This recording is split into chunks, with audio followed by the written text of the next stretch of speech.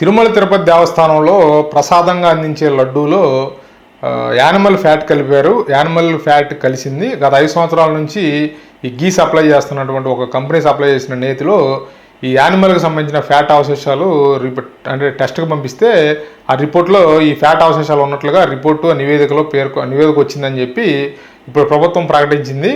దానికి సంబంధించి ఏంటంటే వైఎస్ఆర్సీపీ వాళ్ళని సమర్థించుకోవడం, తర్వాత తెలుగుదేశం పార్టీ వాళ్ళు ఏమని చెప్పి వైఎస్ఆర్సీపీ వాళ్ళ మీద దీనికి సంబంధించిన ఆరోపణలు చేయడం ఇవన్నీ జరుగుతున్నాయి. అంటే ఇప్పుడున్న ప్రస్తుతం ఏంటంటే తెలుగుదేశం వాళ్ళు మాత్రం రిపోర్ట్లు కొట్టుకుని మాట్లాడుతున్నారు. వైఎస్ఆర్సీపీ వాళ్ళు వచ్చి ఏం చెప్తున్నారంటే ఆ రిపోర్ట్ చంద్రబాబు నాయుడు గారు ముఖ్యమంత్రి అయిన తర్వాత తీసింది కదా, దానికి మాకేంటి సంబంధం అంటారు.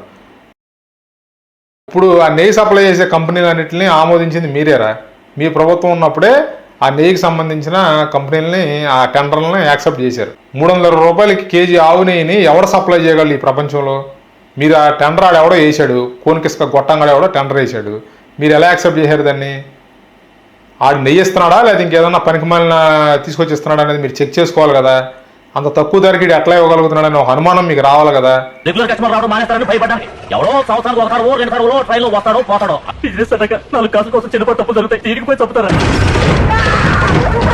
మనిషి అన్నవాడికి సాధారణ స్థాయిలో ఉన్న మానసికంగా సాధారణ స్థితిలో ఉన్నటువంటి ఏ మనిషికైనా కూడా అనుమానం వస్తుంది కదా. బయట మార్కెట్లో మినిమంలో మినిమం 1000 రూపాయలు లేకుండా కేజీ నెయ్యి రాదు, ఆవు నెయ్యి. అలాంటిది 300 రూపాయలకి ఎట్లా ఇస్తున్నాడు? అది కూడా మళ్ళీ డైరెక్ట్గా టెంపుల్కి సప్లై చేయడం, తీసుకొచ్చి డెలివరీ ఇవ్వడం అనమాట. ఎట్లా ఇవ్వగలుగుతున్నాడు వీడు? అంత ముందున్నటువంటి ప్రభుత్వానికి సంబంధించిన నందిని డైరీ వాళ్ళే ఇవ్వలేకపోయిన నెయ్యిని వీడు 300 రూపాయలకి ఎట్లా ఇస్తున్నాడని ఒక అనుమానం మీకు రావాలి కదా.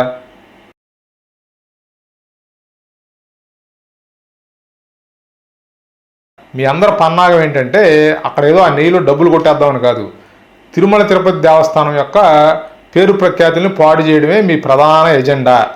దీంట్లో ఎటువంటి డౌటు లేదు. ఎందుకంటే హిందూ మతాన్ని సర్వనాశనం చేయాలి, హిందూ మతాన్ని కూకట వేళ్లతో పెకలించి వేసేసి మా మతాలను ప్రచారం చేసుకుని మా మతాభివృద్ధి చేసుకుని మొత్తం ఇక రాష్ట్రం అంతా మా మతం మాకు సంబంధించిన ఇవే ఉండాలి అనే ఒక దురుద్దేశంతో దుర్మార్గంతో వ్యవహరించిన విధానం ఇది. అంతే తప్పితే మీరేదో అక్కడ దాంట్లో అవినీతి చేశారు, లేకపోతే దాంట్లో ఏదో ఎన్నో కోట్లు కొట్టేశారు, ఆ కోట్ల కోసం చేసిందని నేను అనుకోవట్లా. ఖచ్చితంగా మీరు ఆ టెంపుల్కి ఉన్నటువంటి పేరుని జరగొట్టడానికి చేసిన ప్రయత్నం ఇది. అసలు మీరు దేవుడికి సంబంధించిన ప్రసాదాలలో కూడా ఇలాంటి దుర్మార్గాలకు పాల్పడ్డారంటే అసలు మీరు పశువుల కన్నా హీనమా? పశువులు కూడా ఇప్పుడు తిరుమల తిరుపతి దేవస్థానానికి సంబంధించి బ్రహ్మోత్సవాల్లో ఏనుగులు, తర్వాత మన టీటీడీకి సంబంధించిన గోశాలలో గోవులని ఇట్లా ఉంటాయి. వాటికి కూడా దేవుడి విలువ తెలుసురా. దేవుడి ముందు వచ్చినప్పుడు లేదా దేవుడి ఊరేగింపులోనూ అవి కూడా ఎంతో భక్తిభావంతో నడుచుకుంటాయి. అవి కూడా అట్లాంటిది మీకు తెలియలేదంటే, మనుషులుగా పుట్టిన మీకు తెలియలేదంటే అసలు ఆ టీటీడీలో అన్య మతాలను ఫాలో అయ్యే వాళ్ళని ఎంప్లాయీస్గా ఉన్న వాళ్ళందరినీ ముందు తొలగించాలి. ఎందుకంటే వాళ్ళకి భయం ఉండదు. ఎందుకంటే మీకు ఒక ఉదాహరణ చెప్తాను.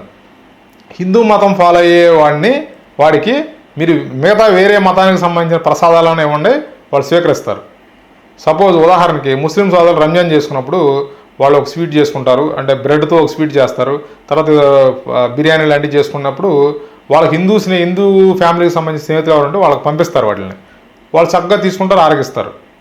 ఇక క్రైస్తవ సోదరుల విషయానికి వస్తే క్రిస్టియన్ మతం అంటే ఏదైనా క్రిస్మస్ లాంటిది జరిగినప్పుడు వాళ్ళు కూడా ఏదన్నా ఇంట్లో బిర్యానీ చేసుకున్నా, కేక్ కానీ ఇలాంటి ఏదైనా ఉన్నా కూడా పంపిస్తారు. హిందూ సోదరులు ఎవరు ఉన్నా కూడా దాన్ని స్వీకరిస్తారు, ఆరగిస్తారు. కానీ ఒక హిందూ మతంకి సంబంధించిన పండుగ వచ్చినప్పుడు హిందూ మతాలకు సంబంధించిన ప్రసాదాలు కనుక మీరు ఆ అన్య మతస్థులకు ఇచ్చి చూడండి, వాళ్ళు స్వీకరించే వాళ్ళు కూడా ఉంటారు. వాళ్ళెవరు జనరల్గానే సాధారణంగా వేరే మతాలని వాళ్ళు ఫాలో అయ్యేవాళ్ళు. కాకపోతే ఉన్మాదం పెరిగిపోయి మైండ్ అంతా ఒక టైప్ ఆఫ్ దీని ఉన్మాదంలో బతికే వాళ్ళకి మీరు ఇచ్చి చూడండి, వాళ్ళు స్వీకరించరు. ఎందుకు స్వీకరించరు? వాళ్ళు మన దేవుడిని విశ్వసించరు, మన దేవుడు అంటే భయం ఉండదు, భక్తి ఉండదు. మరి అలాంటి ఉన్మాద స్వభావాలను తీసుకొచ్చి మీరు హిందూ ధార్మిక సంస్థలు ఉద్యోగులుగా నియమిస్తే ఆ గుళ్ళల్లో ఇలాంటి కార్యక్రమాలు జరుగుతాయి. ఖచ్చితంగా అన్య మతస్థుల్ని హిందూ దేవాలయాల నుంచి అర్జెంటుగా తొలగించాలి. అవసరమైతే వాళ్ళ ఉద్యోగాలను అక్కడి నుంచి తీసివేసి వేరే చోట అకామిడేట్ చేయండి. వాళ్ళ ఉద్యోగాల నుంచి తీసేసి వాళ్ళ రోడ్డును పడేయమని చెప్పట్లా. అన్య మతాలను ఫాలో అయ్యే వాళ్ళని హిందూ దేవాలయాల్లో ఉంచొద్దు. వాళ్ళకి వేరే డిపార్ట్మెంట్లోకి మార్చండి, లేకపోతే వేరే సంబంధించి ఏదన్నా జాబ్ ఆపర్చునిటీ చూపించండి వాళ్ళకి. అంతేగాని హిందూ దేవాలయాల్లో ఉంచొద్దు. వాళ్ళని హిందూ దేవాలయాలు ఉంచడం వల్ల ఏర్పడే ప్రమాదాలు ఇవన్నీ. ఇప్పుడు ప్రజలైతే ముఖ్యమంత్రిని ఎన్నుకుంటారు, ముఖ్యమంత్రి టీటీడీ చైర్మన్ ఎన్నుకుంటాడు, ఇవన్నీ చేస్తారు. ప్రజలు ఎన్నుకున్నదాన్ని మనం మార్చలేం. గత 5 ఏళ్ల కాలంలో చూసాం మనం. ప్రజలు ఎన్నుకున్నారు, ఒక ముఖ్యమంత్రిని ఎన్నుకున్నారు, అతని ఇష్టానుసారంగా చేశాడు, అతను నమ్మే మతాన్ని ప్రచారాలు ఎక్కువ చేశాడు, అతను నమ్మే మతాన్ని పోలీస్ స్టేషన్లలో ప్రభుత్వ కార్యాలయాల్లో కూడా ఏదో అధికార మతంగా దాన్ని చూసినట్టుగా ఆ మతానికి సంబంధించిన పండుగలు వచ్చినప్పుడు లైటింగ్లు ఏర్పాటు చేయడం, పోలీస్ స్టేషన్లకు లైటింగ్లు ఏర్పాటు చేయడం, ఇట్లాంటి కార్యక్రమాలన్నీ చేశాడు. ఇవన్నీ మనం గత 5 సంవత్సరాల్లో చూసాం. దానికి మనం ఏం చేయలేం. ప్రజలు ఓటేసి వాడిని గెలిపించి ఆ సీట్లో కూర్చోబెట్టారు. ఖచ్చితంగా వాడి మతాన్ని వాడు పెంచుకుందామని చూస్తాడు. అదే జరిగింది గత 5 సంవత్సరాల కాలంలో. మరి దానికి మనం ప్రజల చేతిలో ఉన్నదాన్ని మనం మార్చలేం. కాబట్టి కనీసం గుళ్ళలో, టెంపుల్స్, హిందూ దేవాలయాల్లో అన్ని మతాల వాళ్ళకి ప్రవేశం లేదు, లేదా అన్ని మతాల వాళ్ళకి అక్కడ ఉద్యోగాలు చేసే అర్హత లేదని చెప్పి ఒక స్ట్రిక్ట్గా ఒక చట్టం తీసుకురండి. గతంలో దీని మీద బోల్డని చట్టాలు ఉన్నాయి, బోల్డని గవర్నమెంట్ జీవోలు ఉన్నాయి. సరే, అవన్నీ ఫాలో అవ్వట్లేదు, అన్ని పక్కన పెట్టేయండి. ఇప్పుడు కొత్తగా ఒక చట్టం తీసుకురండి. హిందూ మతానికి సంబంధించిన దేవాలయాల్లో పనిచేయాలంటే ఖచ్చితంగా హిందూ అయి ఉండాలి అని ఒక రూల్ తీసుకొస్తూ ఒక మంచి స్ట్రాంగ్ ఒక చట్టం తీసుకురండి. ఇలాంటి కఠినమైన చట్టాలు తెస్తే ఏంటంటే కొంత హిందువుల మనోభావాలు కాపాడబడతాయి, హిందూ దేవాలయాలు కాపాడబడతాయి, హిందూ మతాన్ని కొంత సేఫ్ గార్డ్ చేసినట్టు అవుద్ది. మీరు అలాంటి చట్టాలు గట్టిగా స్ట్రాంగ్గా తేలేదనుకోండి, హిందూ దేవాలయాలు అంటే అపచారాలు జరుగుతాయి, అపవిత్రమైన కార్యక్రమాలు జరుగుతాయి, ఇట్లాంటివే జరుగుతాయి. భక్తుల మనోభావాలు దెబ్బతింటాయి. భక్తులు మూలం కూర్చుని ఏడుస్తూ ఉంటారు. ఏం చేస్తారు చెప్పండి? ఇప్పుడు ఒక సాధారణమైన హిందూ పొద్దున లేచి వార్త చదివాడు, వార్త చదివి వాడు కడుపులో రగిలిపోవడం తప్పితే ఏం చేయగలడు చెప్పండి? ప్రభుత్వం మీద తిరగబడగలడా? ఈ ప్రభుత్వ అధికారులను చెప్తూ కొట్టగలడా?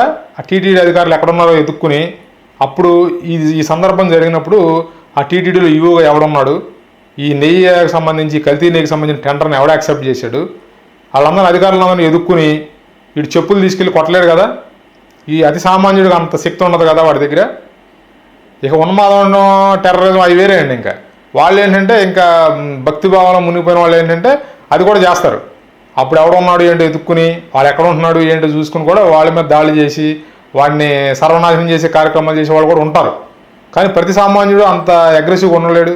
వాడు కొన్ని ఫ్యామిలీ బంధంలో ఇరుక్కుపోయి ఉంటాడు, కొన్ని చేయలేని పరిస్థితిలో ఉంటాడు, కోపం వస్తుంది, ఫ్రస్ట్రేషన్ వస్తుంది, రగిలిపోతూ ఉంటాడు, కడుపు రగిలిపోతూ ఉంటుంది, వాడిని కాల్చిపడేయాలన్నంత కోపం వస్తుంది, కానీ చేయలేడు. మీరేం చేయాలి? ప్రభుత్వం ఏం చేయాలంటే ఇలా రగిలిపోయే వాళ్ళందరినీ శాంతించాలంటే ఆ వెధవలందరినీ తీసుకొచ్చి చట్టం ముందు నుంచోబెట్టి ఇదిగో పలానావాడు ఈ టెండర్ యాక్సెప్ట్ చేశాడు, ఈ పలానావాడు అవినీతి వల్ల ఈ కల్తీ నెయ్యి దేవుడి ప్రసాదంలో కలపవలసి వచ్చింది, అట్లా మీరు వాళ్ళందరినీ బజారుకి ఈడ్చుకొచ్చి టీటీడీ చైర్మన్ కారణమా, టీటీడీ ఈఓ కారణమా, లేదా ఇంకెవడో కోన్కిస్క గొట్టంగాడు కారణమా, లేకపోతే ముఖ్యమైన చైర్లో కూర్చున్నటువంటి ముఖ్యమైన నాయకుడు కారణమా, ఇట్లా ఎవడ కారణం అనేది తెలుసుకుని వాడిని బజారుకి ఈడ్చుకొచ్చి చట్టం ముందు నుంచోబెట్టండి. అప్పుడు ఈ సామాన్యుడికి కొంతలో కొంత రిలీఫ్, అంటే నా దేవుడికి ఇట్లా చేశారు ఈ నా కొడుకులు కాబట్టి ఈరోజు ఈ గతి పట్టింది వీళ్ళకి అనే ఒక భావంతో వాడు శాంతిస్తాడు. ఇప్పుడు ప్రభుత్వం వారిని నేను కోరుకునేది ఏంటంటే ఈ నీచ నికృష్టమైన కార్యక్రమంలో పాలు పంచుకున్న వాళ్ళందరినీ తీసుకురండి. వాడు ఎంత పెద్ద స్థానంలో ఉన్నవాడినైనా సరే చట్టం ముందు నుంచోబెట్టండి. 100 కోట్ల మంది హిందువులు, అంటే 140 కోట్ల మందిలో ఒక 100 కోట్ల మంది హిందూ మతాన్ని ఫాలో అవుతున్నారు అనుకున్నా కూడా 100 కోట్ల మంది మనోభావాలను దెబ్బతీసిన నా కొడుకుల్ని చట్టం ముందు ఒంగోబెట్టండి, చట్టం ముందు మోకాళ్ళ దండలేసి కూర్చోబెట్టండి. నికృష్టపు నా కొడకల్లారా, మీ మతాలను మీరు నమ్ముకుంటే మీ మతాలను మీరు నమ్ముకోండి, మీ మతాలను ప్రచారం చేయొద్దు అని మేము చెప్పట్లా. మీరు మేము చెప్పినా మీరు ప్రచారం చేస్తారు, కానీ వేరే మతాలను కించపరచొద్దు, వేరే మతాలను దెబ్బతీయాలని చూడొద్దు. రిజర్వేషన్లు అడ్డం పెట్టుకుని, అంటే అప్పటికే మతం మారిపోయి ఉండి రిజర్వేషన్ అడ్డం పెట్టుకుని ఉద్యోగం పేరుతో ఈ ప్రధాన దేవాలయాల్లో చొరబడి ఆ దేవాలయాల యొక్క అంటే వేల లక్షల సంవత్సరాల నుంచి ఉన్నటువంటి పేరుని చెడగొట్టే కార్యక్రమాలు చేయొద్దురా నీచుల్లారా, నికృష్టపు వెధవల్లారా. మీ మతాలను మీరు ప్రచారం చేసుకుంటారో చస్తారో, మీరు మునిగిపోతారో, లేకపోతే ఇంకా నమ్మే వాళ్ళందరినీ ముంచేస్తారో, అది మీ ఇష్టం. అది కాకపోతే ఏంటంటే ఇప్పుడు అధికారంలోకి వచ్చారు, ఒక మతాన్ని నమ్ముతున్నావు, నువ్వు అధికారంలోకి వచ్చావు, నీ మతాన్ని నువ్వు నమ్ముకో. వేరే మతాల వాళ్ళు కూడా నీకు ఓట్లు వేసారు కదా, అన్ని మతాల వాళ్ళు ఓట్లు వేస్తేనే కదా నువ్వు ముఖ్యమంత్రి స్థానంలో కదా ముఖ్యమైన స్థానంలోకి వెళ్ళినప్పుడు నువ్వు అన్ని మతాలను గౌరవించాలి కదా. ఏది గౌరవం? ఎక్కడ గౌరవం చెప్పు, ఎక్కడ గౌరవం చెప్పేయాలి. నేను హిందూ మతాన్ని విశ్వసించను కాబట్టి నాకు హిందూ మతంతో సంబంధం లేదు. కాబట్టి ఏంటంటే నా హోమ్ మినిస్టరో లేకపోతే నాకు ఇంకో మినిస్టర్లు ఉంటారు నీ క్యాబినెట్లో, ఎవరో ఒకరిని పంపించు ఆ బ్రహ్మోత్సవాల కార్యక్రమాల్లో ఆ పట్టు చీరలు లేకపోతే ఆ వస్త్రాలను సమర్పించడానికి, పట్టు వస్త్రాలను సమర్పించడానికి ఎవరినో పంపించు. నువ్వు లోపల ఒకటి పెట్టుకుని పైకి యాక్షన్ చేసుకుంటా నువ్వు ఆ పట్టు వస్త్రాలు తీసుకెళ్ళి దేవుడికి సమర్పిస్తే ఎక్కడ నీ స్వచ్ఛత ఎక్కడ కనపడుతుంది? నువ్వు చేసే పనిలోనే స్వచ్ఛత లేదు. నువ్వు ఇన్నర్గా నువ్వు నమ్మేది ఒక దేవుడిని, పైకి వచ్చి యాక్షన్ చేసుకుంటూ పట్టు వస్త్రాలు సమర్పించేది ఇంకో దేవుడికి. ఎక్కడ నీకు? నేను చూసి ఆ టీటీడీలో ఉన్నటువంటి అన్ని మతస్థులు అందరూ కూడా అదే విధంగా ప్రవర్తిస్తారు. పైకి ఒక యాక్షన్, లోపల చేసేది ఇంకోటి. ఇట్లా కల్తీ నెయ్యి, జంతువుల ఆయిల్ తీసుకొచ్చి దేవుడి ప్రసాదాల్లో కలపడం, ఆ విధంగా చేసి ఇప్పుడు రమణ దీక్షితులు కూడా వచ్చి చెప్తున్నాడు. అంటే గతంలో అర్చకుడిగా పనిచేసిన ఆయన, రిటైర్డ్ అయిపోయాడు ఆయన కూడా వచ్చి గత 5 ఏళ్ల కాలంలో నియంతృత్వం జరిగింది టీటీడీలో. ముఖ్యమంత్రి స్థానంలో ఉన్న వ్యక్తిని చూసుకుని ఇక్కడ ఈవో ఒక చెలరేగిపోయాడు. మేము అతనికి ఎన్నోసార్లు చెప్పడానికి ప్రయత్నం చేసినా కూడా వాడు ఏమాత్రం మేము చెప్పిన మాటలను పెడచెవిని పెట్టాడు అని చెప్పి ఈవో రమణ దీక్షితులు వచ్చి చెప్తున్నాడు. అంటే గత 5 సంవత్సరాల కాలంలో టీటీడీని ఎంత భ్రష్టు పట్టించారనే విషయాన్ని చాలా రోజుల నుంచి చర్చించుకుంటున్నారు అందరూ. మేము కూడా చాలా కార్యక్రమాలు మా ఛానల్లో కూడా అంతకుముందు కూడా ఒక వీడియో చేసి ఉన్నాం, టీటీడీ సర్వనాశనం అయిపోతుందని. కానీ ఇంత దారుణంగా దేవుడికి ఇచ్చే ప్రసాదంలో కూడా మీరు ఆవు ఫ్యాట్లు, జంతువుల ఫ్యాట్లు కలుపుతారని మాత్రం ఊహించలేదు. ఇక నెక్స్ట్ లెవెల్కి వెళ్ళిపోయారు మీరు. ఖచ్చితంగా మిమ్మల్ని ఈ చట్టాలు, కోర్టులు, ఇప్పుడున్న ప్రభుత్వాలు శిక్షించలేకపోయినా కూడా ఖచ్చితంగా వెంకటేశ్వర స్వామి శిక్షించి తీరతాడు.